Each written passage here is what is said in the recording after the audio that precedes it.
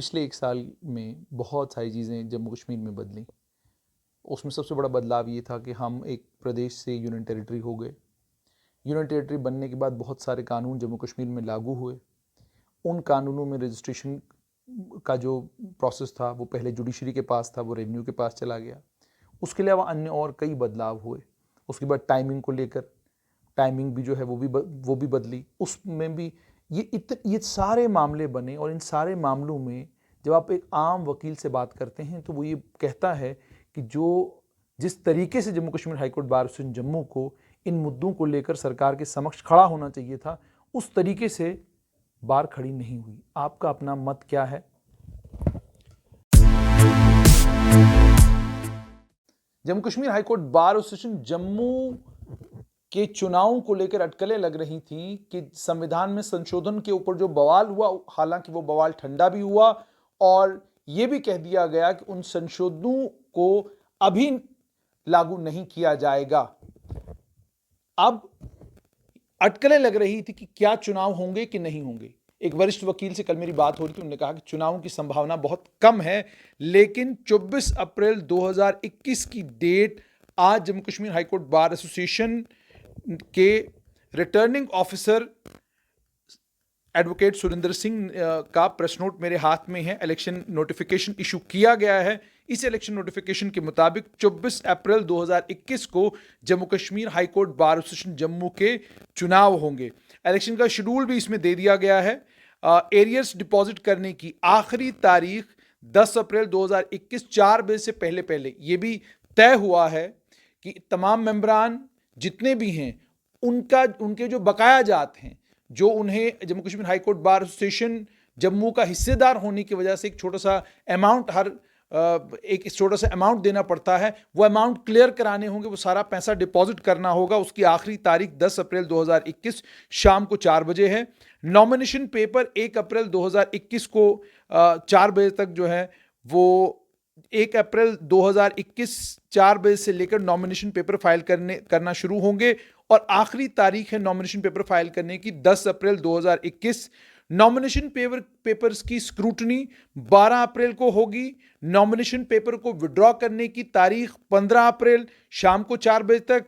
और अगर चुनावों की जरूरत पड़ी, कई बार क्या होता है कि अगर सिंगल कैंडिडेट फॉर्म भरता है, दूसरा तीसरा कोई प्रत्याशी खड़ा नहीं होता, तो अनअपोज्ड उसका इलेक्शन हो जाता है। तो अगर अनअपोज्ड होता है तो फिर तो चुनाव नहीं होंगे, लेकिन अगर अनअपोज्ड नहीं होता, प्रेसिडेंट के पद के लिए 2-3 लोग, उपाध्यक्ष के पद के लिए 2-3 लोग, जनरल सेक्रेटरी के पद के लिए 2-3 लोग, अगर इस तरीके का हुआ तो चुनावों की जरूरत अगर पड़ी तो 24 अप्रैल 2021 को चुनाव होंगे। यह भी कह दिया गया है इलेक्शन नोटिफिकेशन में कि कोई भी मेंबर जो अपना मंथली सब्सक्रिप्शन 10 अप्रैल 2021 तक डिपॉजिट नहीं कराता शैल नॉट बी एलिजिबल। ना वो प्रपोज कर सकता है, ना वो सेकंड कर सकता है, ना वो वोट कर सकता है और ना ही वो चुनाव लड़ सकता है।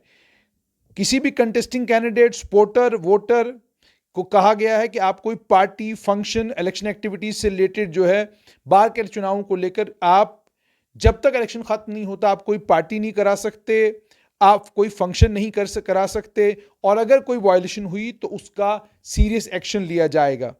और यह भी कहा गया है कि चूंकि कोविड-19 का जिस तरीके से नंबर फिगर्स बढ़ रहे हैं, उनको ध्यान में रखते हुए ये तमाम मेंबर इंश्योर करेंगे कि कोविड-19 के प्रोटोकॉल्स की वायलेशन ना हो।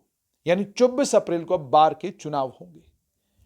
बार के चुनावों को लेकर और बार की राजनीति को लेकर क्या कुछ आने वाले दिनों में हम एक्सपेक्ट कर सकते हैं? जो इससे पहले बार की टीमें रही हैं, उनसे जो लोगों की शिकायत हैं, वजह क्या है उनकी, इन तमाम बातों पर बात करने के लिए मेरे साथ हैं आज एडवोकेट सचिन गुप्ता।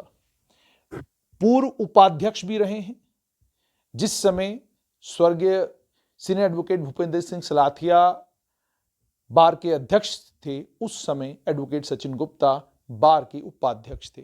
सचिन जी, चुनावों को लेकर इतना असमंजस और फाइनली अब ये तय हुआ है कि 24 अप्रैल को चुनाव होंगे, लेकिन एक कंडीशन रख दी गई है कि आपको आपके एरियर्स जो हैं वो तमाम क्लियर करने होंगे। आपसे ये जानना चाहूंगा कि आपकी नॉलेज में क्या है, कितने ऐसे मेंबर हैं जिन्होंने अभी अपने एरियर्स क्लियर नहीं किए हैं, और क्या वजह है कि जब भी बार के चुनाव आते हैं तो चुनाव के साथ में एक लाइन आती है कि जी आप अपने एरियर क्लियर करिए।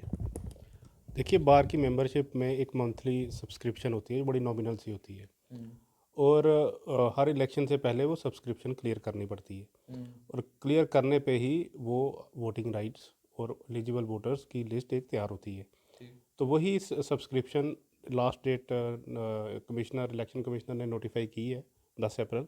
तब तक सारे मेंबर्स को अपनी सब्सक्रिप्शन जमा करनी है ताकि वो अपने वोटिंग राइट्स एक्सरसाइज कर सके।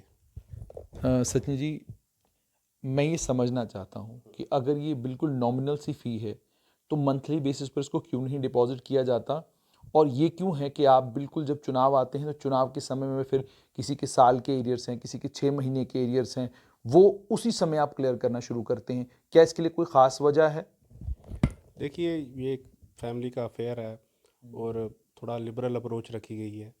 ऐसी कोई बात नहीं है, बट बिल्कुल नॉमिनल सी फीस होती है जो मंथली सब्सक्रिप्शन के टाइम पे होती है। और हमेशा से ये चला आ रहा है, दिस इज़ अ प्रैक्टिस कि वोट से पहले, राइट से पहले वो आपको क्लियर करने पड़ती है। और ये एक हमारे इंस्टीट्यूशन में नहीं है, वो सारे इंस्टीट्यूशंस में ऐसा ही है। अगर आप बाकी नोटिफिकेशन भी देखें उसमें भी ऐसा ही होता है कि एक कट ऑफ डेट से पहले आपको सब्सक्रिप्शन क्लियर करनी पड़ती है। अच्छा, मुझे ये बताइएगा कि चुनाव फाइनली अब 24 अप्रैल को होने जा रहे हैं, क्या आप चुनाव में हिस्सा लेंगे? नहीं, मैं इस बार चुनावों में हिस्सा नहीं ले रहा हूँ। कोई ख़ास वजह उसकी? नहीं, कोई ख़ास कोई वजह नहीं इसमें। और काफ़ी एक फैमिली है, सारे मेंबर्स हैं। इस बार कोई और मेंबर्स हैं, कोई ऐसी कोई ख़ास वजह नहीं। मुझे ये बताएं, इससे पहले जो टीमें हैं उनके कामकाज को लेकर बहुत सारे सवाल उठाए जा रहे हैं, और वो सवाल सवाल उठाने वाले लोग भी आप ही की फैमिली का हिस्सा हैं। हम तक सवाल पहुँचते हैं तो हम आपसे पूछेंगे। ये कहा जा रहा है कि बार का एक दफ्तर बनना था, उस दफ्तर के लिए प्रपोजल भी बना, उस दफ्तर के लिए पैसा भी दिया गया, लेकिन आज तक वो दफ्तर बना नहीं। आपके कार्यकाल में क्या हुआ?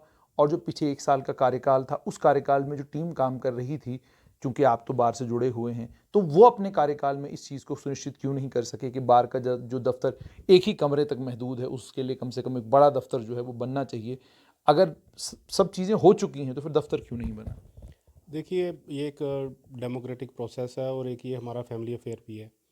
और बार का जो ऑफिस है वो एक हमारा एक इंटरनल इशू है। वो आपकी बात ठीक है, वो बनना था, वो बन नहीं पाया। जगह भी एयरमार्क हुई और पैसा भी इसमें एयरमार्क था। अब लास्ट हमारे टाइम तक तो पैसा एयरमार्क था इस पे, बट इसमें बिकॉज ये हाई कोर्ट का कॉम्प्लेक्स है और फाइल प्रॉपर चैनल के थ्रू रूट होती है, तो वो उसमें कुछ परमिशन वगैरह चाहिए होती हैं। कहीं कहीं से अगर परमिशन आती है तो वो फंड्स लैप्स हो जाते हैं, फंड्स आते हैं तो वो परमिशन लैप्स हो जाती है। तो इसमें थोड़ा सा वो कोऑर्डिनेशन का इशू था, अदरवाइज़ ऐसा कोई इशू नहीं है। जो नई टीम आएगी उनके लिए क्लियर है ये सारी चीज़ें, और दफ्तर बन जाएगा, मुझे लगता है ऐसी कोई बात नहीं। वकीलों को अंदर वहाँ पर बैठने के लिए उनके लिए भी प्रावधान किया गया था। बताया जाता है जी कि उसमें सफाई नहीं होती प्रॉपरली, वहाँ अंदर बैठना जो है वो लगभग नामुमकिन है, तो सफाई का प्रबंध वहाँ पर नहीं है। तो क्या आपको नहीं लगता कि जो पीछे टीमें रही हैं, हालांकि मैंने जैसे आपको कहा Jammu Kashmir high court bar association Jammu को आप आइसोलेशन में नहीं देख सकते, जम्मू के समाज में Jammu Kashmir high court bar association Jammu का एक बहुत अहम रोल है, और ये अहम रोल अपना निभाती भी है, और उस अहम रोल की वजह से ही बहुत सारे इश्यूज जो हैं वो एड्रेस हो पाते हैं। तो जो इतनी इंपॉर्टेंट बार एसोसिएशन है, उस इतनी इंपॉर्टेंट बार एसोसिएशन के मेंबरान ये कहते हैं कि जी जो चैम्बर्स हमें अलॉट हुए हैं उनमें सफाई नहीं होती, उनमें बहुत तरह की दिक्कतें हैं। तो जो भी टीम आती है, क्या आपको नहीं लगता कि उसे इस चीज़ को प्रायोरिटाइज करना चाहिए? ये स्वच्छता का इशू, सफाई का इशू हमेशा हर जगह प्रायोरिटी पे ही रहता है। आप अपना घर ले लीजिए, ऑफिस ले लीजिए, या कहीं भी अपना मोहल्ला ले लीजिए, अगर 2 दिन सफाई कर्मचारी नहीं आएगा तो तीसरे दिन हम कंप्लेन भी करते हैं। अब आ गई चैम्बर इश्यूज़ की बात। चैम्बर जो चैम्बर बने थे वो अभी रिसेंटली हमें अलॉटमेंट हुई है अपने अपने चैम्बर्स की, 3-4 साल पहले। अब जब भी कोई नई चीज़ बनती है तो उसका इंफ्रास्ट्रक्चरल सेटअप और उनका केयर टेकिंग कैसे होगी उसके प्रावधान भी बनते हैं। कुछ हमारे उस पर हमारी टीम भी वर्कआउट कर रही थी, अगली टीम भी वर्कआउट कर रही थी, और उसमें भी डिसीजन फाइनलाइज ऑलमोस्ट हो चुका है। दी उसमें हाई कोर्ट ने कॉल ली है कि पूरे कॉम्प्लेक्स की सफाई वो कोई प्राइवेट एजेंसी को आउटसोर्स कर रहे थे लास्ट, जो मुझे तक पता है। उसके बाद कोविड की वजह से कुछ प्रोसेस स्लो होगा, कुछ वो कर रहे थे, तो ऑलमोस्ट वो भी डन ही है। ऐसी कोई बात नहीं है कि कोई इग्नोरेंस है या कुछ है, बट सफाई तो प्रायोरिटी है, मेरा भी ऑफिस वहीं पे। लेकिन अगर एक बहुत सीनियर वकील जो बार के पूर्व अध्यक्ष भी रहे हैं, अगर वो ये बात कह रहे हैं, उन्होंने हमारे साथ कैमरा के ऊपर ये बात कही है कि अंदर जो है ये सब दिक्कतें, ये सब परेशानियां वहाँ पर हैं, तो क्या आपको नहीं लगता कि आपको समाज जो है एज एन एग्जाम्पल देखता है, तो क्या आपको नहीं लगता कि प्रायोरिटाइज आप लोगों को करना चाहिए था इन तमाम चीज़ों को? प्रायोरिटाइज चीज़ें हुई हैं, ऐसी कोई बात नहीं कि प्रायोरिटाइज नहीं हुई। सफाई का इशू सबसे पहला इशू आता है। अगर सफाई नहीं है तो किसी भी इंस्टीट्यूशन का चलना आज की डेट में मुश्किल हो जाता है। अभी टेम्पररी अरेंजमेंट्स हैं, आप ऐसे नहीं कह सकते उधर सफाई नहीं है। टेम्पररी अरेंजमेंट्स हैं, 3-4 सफाई कर्मचारी वहाँ पे काम कर रहे हैं। बट मैं ये इस चीज़ को भी नहीं कहूँगा कि वहाँ पे सब सफाई की दिक्कत है, इशू है वहाँ पे, क्योंकि कुछ ऐसे इश्यूज हैं, क्योंकि मंकी मैनेज है, उसकी वजह से इशू है। तो उसके लिए एक हमें प्रॉपर परमानेंट अरेंजमेंट चाहिए। हमारे पास परमानेंट अरेंजमेंट नहीं है। चैम्बर के फंड्स पे हाई कोर्ट का कंट्रोल है, और हमें हाई कोर्ट के साथ कोऑर्डिनेट होकर एक परमानेंट सोल्यूशन निकालना है। और सोल्यूशन पेपर्स पे वर्कआउट हो चुका है, और वो कभी नेक्स्ट टीम जो आएगी अगर वो टेकअप करेगी तो विद इन वीक्स वो इम्प्लीमेंट भी हो जाएगा। ऐसा कुछ जैसे आपने कहा कि विद इन वीक इम्प्लीमेंट होगा, सचिन जी एक और इशू है, वो है कैंटीन का। कैंटीन को लेकर ये कहा जा रहा है कि कैंटीन भी फंक्शनल नहीं है, और जो कैंटीन है वो दूर है। तो मैं ये जानना चाहता हूँ कि अगर आपने नई चैम्बर बनवाए, सब कुछ किया, ठीक है, तो कैंटीन क्यों नहीं फंक्शनल हो सकी? कैंटीन का कॉन्ट्रैक्ट देने में इतना वक्त क्यों लगता है? इसमें इसमें क्या पेच है? इसमें ऐसा एज सच कोई पेच नहीं है। मैंने आपको पहले भी बताया कि चैम्बर की allotment, settlement of lawyers in chamber, ये आहिस्ता आहिस्ता आहिस्ता आहिस्ता आहिस्ता प्रोसेस चला। अब जो प्रायोरिटाइज इश्यूज हैं, सफाई, कैंटीन, ड्रिंकिंग वाटर, अब ये प्रायोरिटी है टीम के लिए। जो नेक्स्ट टीम आएगी वो कोऑर्डिनेट करके, ये इतना बड़ा कोई इशू नहीं है, ये बिल्कुल सोल्यूशन निकलेगा। क्या ये मुद्दा होगा Jammu Kashmir high court bar association के चुनाव में? क्या इसको लेकर भी कैंपेनिंग होगी? बिल्कुल ये मुद्दा होगा, सफाई का मुद्दा तो रहता ही है हर अच्छा जगह। सचिन जी, एक अहम इम्पॉर्टेंट बात जो बहुत सारे लोग आज आपसे जानना चाहेंगे वो ये है कि बार मेंबर के तौर पर क्या आप ये इस बात की पुष्टि कर सकते हैं कि जितनी भी आउट सेशन बार्स हैं, जो इसकी सिस्टर कंसर्न, जितने भी सिस्टर बार्स हैं Jammu high court bar Jammu Kashmir high court bar association Jammu की, क्या उनके मेंबरान भी इस चुनाव में हिस्सा लेंगे, या जो संविधान के अंदर संशोधन हुआ था उसके मुताबिक अब वो इस चुनाव में हिस्सा नहीं ले सकते, वो वोट नहीं डाल सकते? 3 महीने पहले एक जनरल हाउस कन्वीन हुआ था, उसमें ये डिसीजन हुआ था कि जो एक्चुअल प्रैक्टिसिंग मेंबर है JNK high court bar association का जम्मू में, डिस्ट्रिक्ट कोर्ट जम्मू और हाई कोर्ट जम्मू में, वो एलिजिबल वोटर होगा। ये डिसीजन जनरल हाउस में हुआ था। तो यही डिसीजन रहेगा?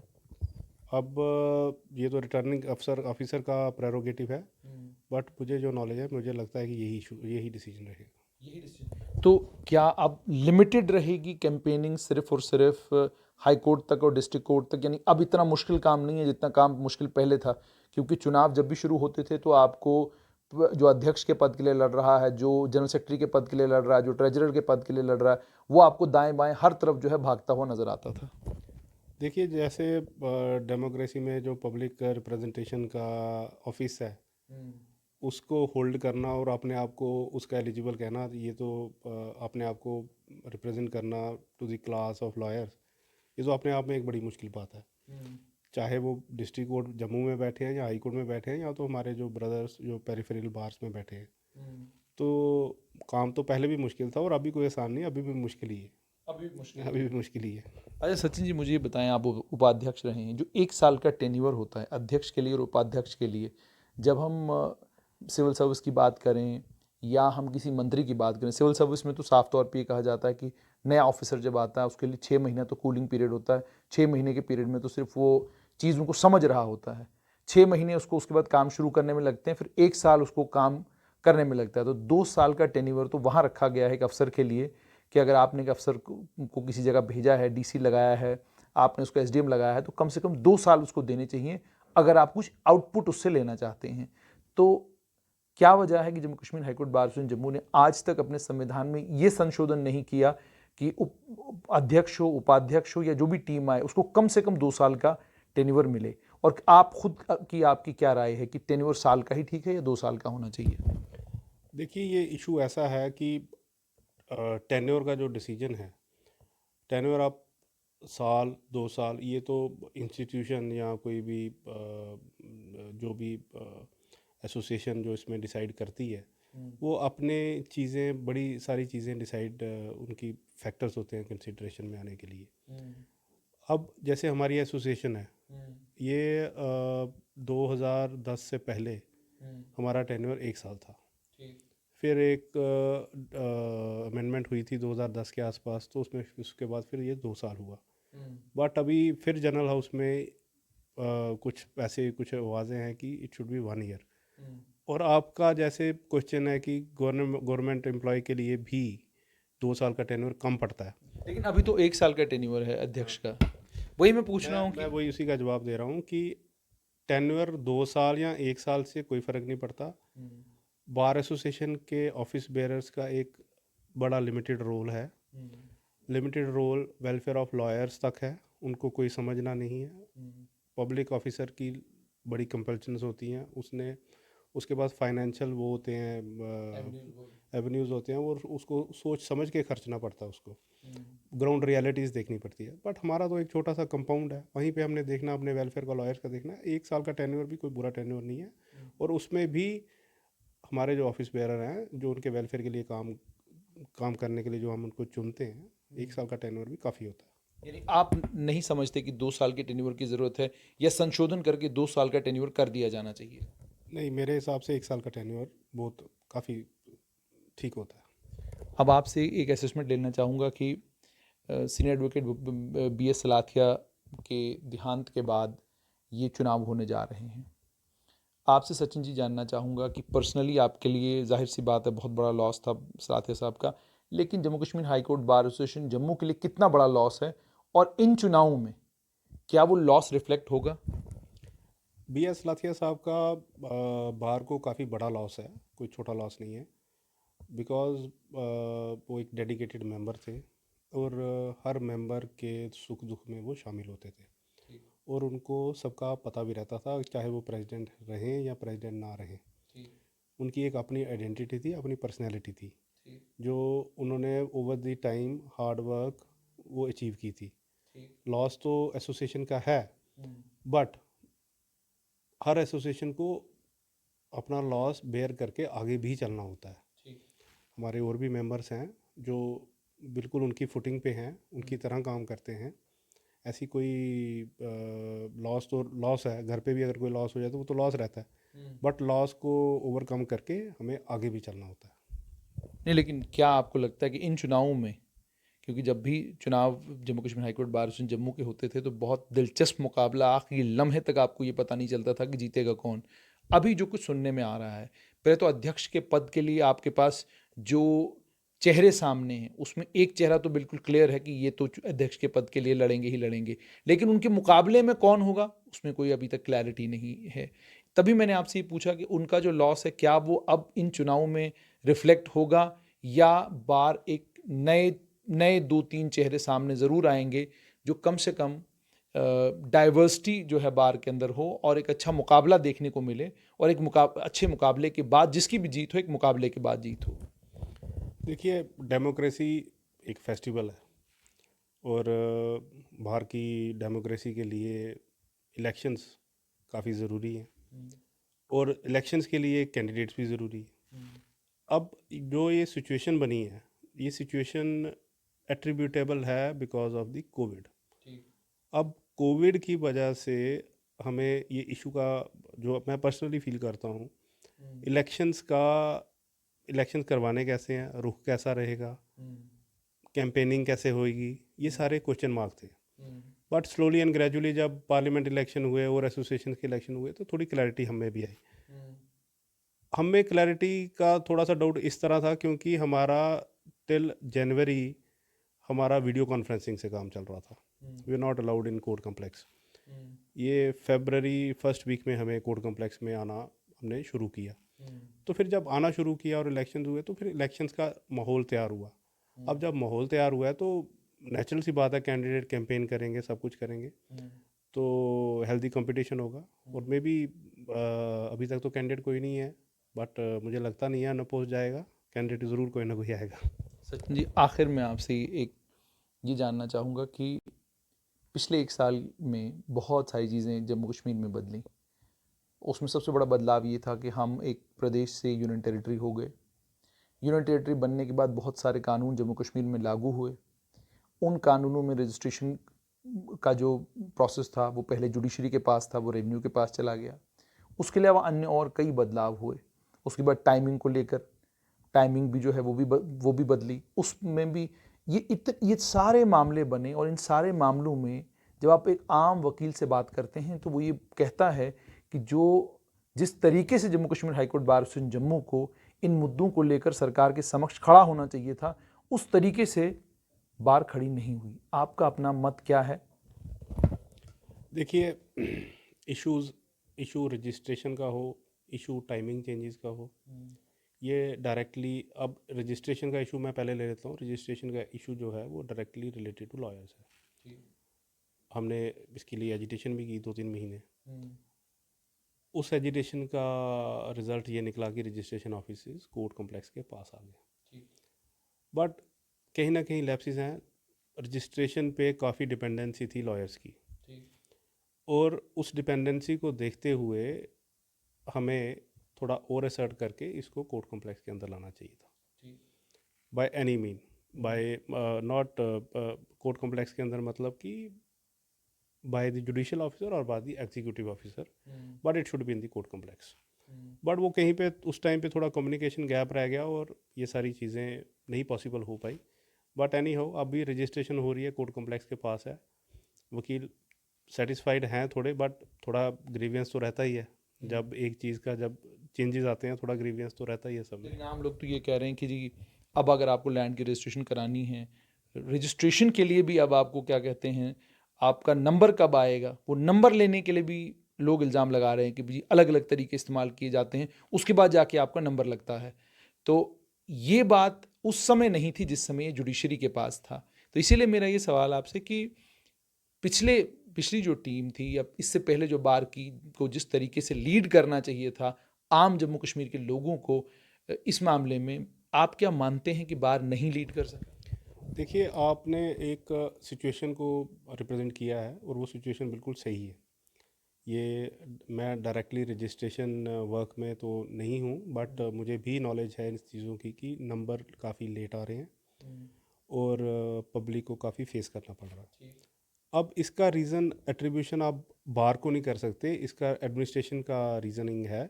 इसकी रीज़निंग ये है कि जब ये change of regime from the judicial officer to the revenue officer हुई, तो जब रेवेन्यू ऑफिसर्स ने ये काम करना था तो उनको काम के तरीक़ों में थोड़ी सी परेशानी थी।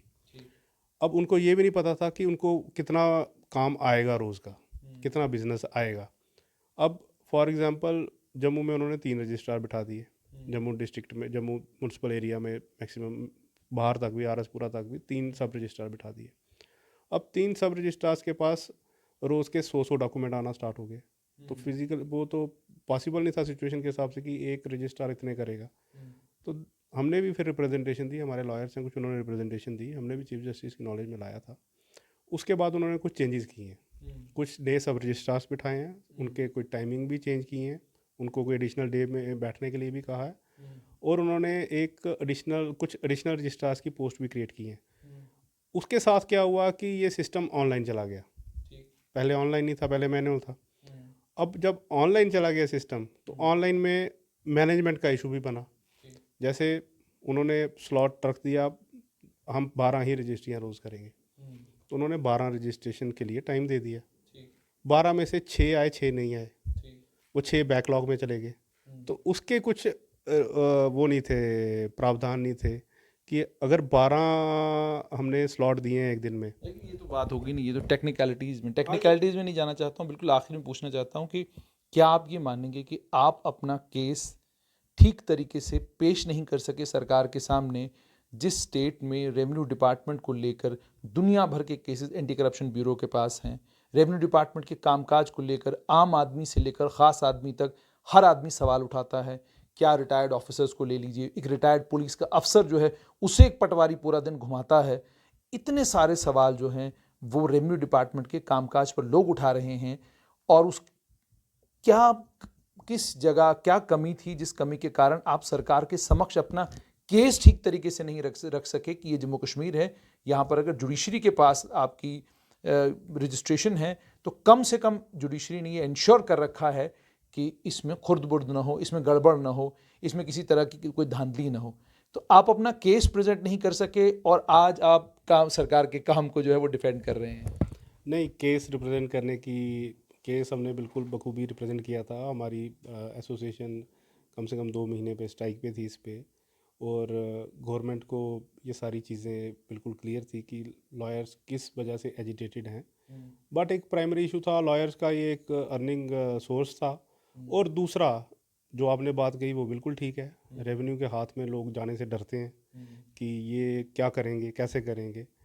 बट जो चीज़ अब गवर्नमेंट ने डिसीजन ले लिया था, जो वो करना चाहते थे, अब उसको ओवरटर्न करने के लिए उन्होंने कुछ बाया मीडियाज निकाले और रजिस्ट्रेशन ऑफिस कोर्ट के बाहर कोर्ट के साथ ही बना दिए। अब उन्होंने एक और दो चीज़ें और की कि रजिस्ट्रेशन जो है बिना लॉयर के नहीं होगी। तो आपको पता है जब लॉयर्स इन्वॉल्व हो जाएं या लॉयर्स बात है, उनको सही गलत का पता होता है। जब वो सही गलत का पता होता है तो ये एक स्कोप बड़ा नैरो हो जाता है करप्शन का। तो कहीं ना कहीं कोशिश की गई है हमारी तरफ से कि ये करप्शन का स्कोप जो है वो नैरो रहे, ना हो। और बेसिकली हम भी सोसाइटी के लिए काम करते हैं और सोसाइटी को ज़्यादा दिक्कत ना हो। तो ये कुछ कोशिशें हमारी थी, बट फिर भी कोशिश जारी रहेगी। लोग जब फेस करेंगे उसके बाद जुडिशियल ऑफिसर्स और उनका फ़र्क देखेंगे तो कुछ डिसीजन फ्यूचर में हो सकते हैं। हम क्या कह सकते हैं इसमें। बहुत बहुत शुक्रिया। तो आपने सुन लिया एडवोकेट सचिन गुप्ता का Jammu Kashmir high court bar association Jammu के चुनावों के बारे में क्या कहना है। लोग बहुत सारे सवाल पूछ रहे हैं, बहुत सारे सवाल जब चुनाव शुरू होंगे फिर पूछे जाएंगे। लेकिन बड़ा सवाल ये है कि Jammu Kashmir high court bar association Jammu के इन चुनावों में अध्यक्ष के पद के लिए उम्मीदवार कौन कौन होंगे।